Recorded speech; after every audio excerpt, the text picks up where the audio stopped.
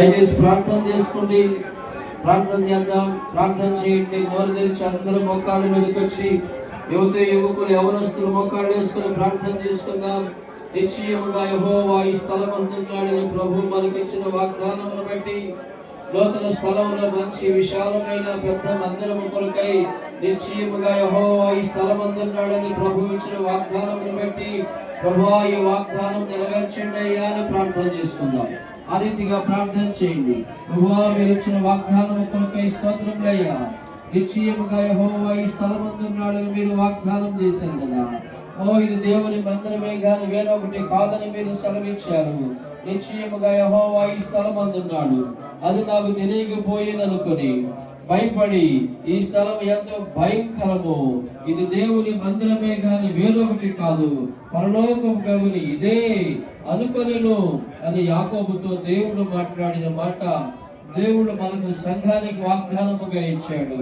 నిశ్చయముగా యెహోవా ఈ స్థలం అందున్నాడని దేవుడు చెప్పాడు. ప్రభువా ఈ వాగ్దానం నెరవేర్చండి నాయన.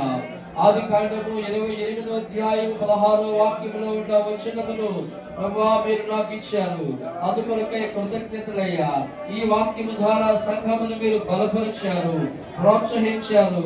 ఇది వాగ్దానముగా మేము పుచ్చుకుంటూ ఉన్నాము, స్వీకరిస్తూ ఉన్నాము. ఈ వాగ్దానం మా జీవితంలో సంఘములో నెరవేర్చబడినట్లుగా అయా మీ సన్నిధిలో ప్రార్థన చేస్తూ ఉన్నాము.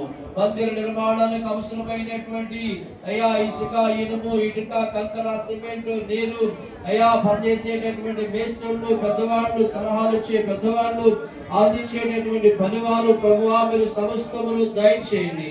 ఇరుగు పొరుగు వారి నుండి ఆటంకాలు లేకుండా చేయండి.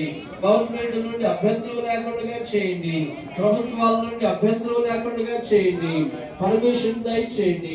వాహనాలు వచ్చేటప్పుడు వెళ్ళేటప్పుడు ఎవరికి ఎటువంటి అరిష్టాలు జరగకుండా మీరు చేయండి. ప్రభువా మధ్య నిర్మాణం విషయమై మీరు కృప చూపండి. దేవా సహాయం చేయండి. మీ కృప, మీ దయ ఈ విషయమై సమృద్ధిగా మా మీద వచ్చండి. ఆ రీతిగా మమ్మల్ని అందరినీ మీరు పురికొల్పండి. మీ పని కొరకు మేము ప్రేరేపించబడినట్లుగా సహాయం చేయండి. అయ్యా మమ్మల్ని మీరు పురికొల్పండి, మమ్మల్ని మీరు పురికొల్పండి. ప్రభువా మమ్మల్ని మీరు ప్రేరేపించండి. ప్రతి వారిని పురికొల్పండి నాయనా. ప్రతి ఒక్కరూ పురికొల్పబడినట్లుగా సహాయం చేయ ప్రభువా. ఎవరి మనసు వారిని లేపెనో, ఎవరి హృదయము వారిని పురికొల్పెనో వారందరూ తీసుకొచ్చి అర్పించారని మీ వాక్యములో సెలవిచ్చారు కదా నాయనా. ఆ రీతిగా మీరు సహాయం చేయ ప్రభువా. దేవా మీరు కనికరించమని ప్రార్థన చేస్తూ ఉన్నాను. ప్రభువా మీరు జ్ఞాపకం చేసుకోమని అడుగుతూ ఉన్నాను. మీరు బుద్ధి పుట్టిన ప్రతి వాడు యెహోవా సేవ నిమిత్తము బంగారు, వెండి, ఇత్తడి, నేల తోపులు, రక్త వర్ణములు, సర్వపు నార, మేక వెంట్రుకలు ఇవన్నీ తీసుకురావాలని దైవ సేవకుడైన మోషే ద్వారా మీరు సెలవిచ్చారు.